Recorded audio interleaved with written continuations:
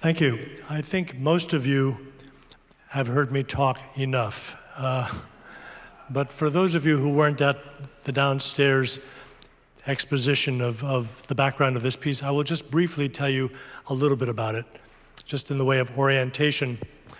It was composed for the Good Friday services in Cadiz, Spain, in a small church called the Church of Santa Cueva, in a chapel which was underground, and it was actually in a natural cave which the priest there, a gentleman named Padre Santa Maria, had renovated, and he turned it into a walled-in penitential chapel.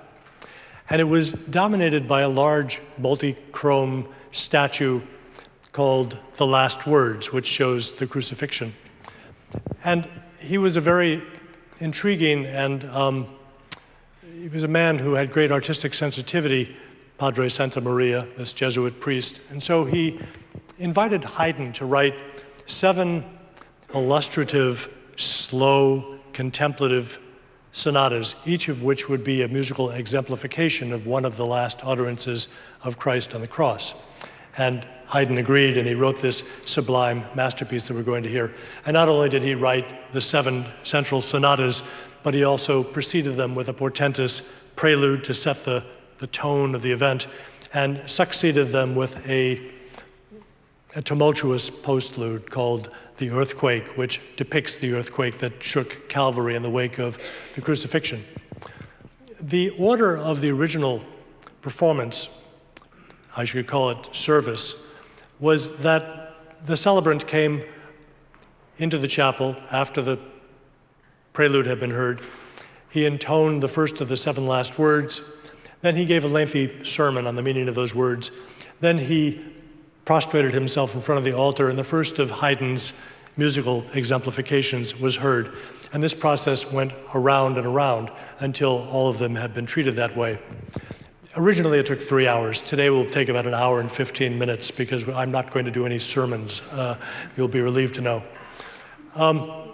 Also, an interesting feature about the original performance and the way it was intended to be performed is that although it was performed down there in this ostensibly subterranean chapel, there actually were grade levels windows up at the top which let in light, and the walls were white. And he felt that he needed to create an appropriately solemn environment for this piece to have it have its full impact.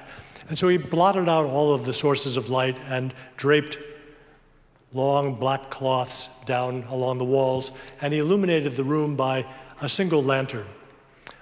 And in order to recreate that impression, we will douse the lights, and we will be illuminated simply by candles and a few lights along the edge. It is a great, sublime masterpiece, and it's an unusual piece. In a sense, it's kind of a festival piece, and I'm so happy to have the opportunity to do it here in this beautiful space. I'll read you what Haydn himself wrote about this piece. He said, "Each of the texts is expressed by purely instrumental music in such a fashion that it produces the deepest impression in the soul of even the most uninstructed listener."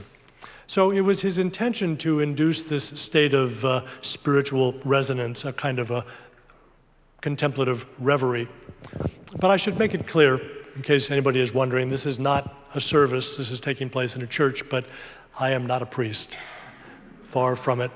I will not be sermonizing. I will not be lying on my face doing the sonatas. But I will be reading you the words themselves and their surrounding text so that you can engage imaginatively with them as you listen to them.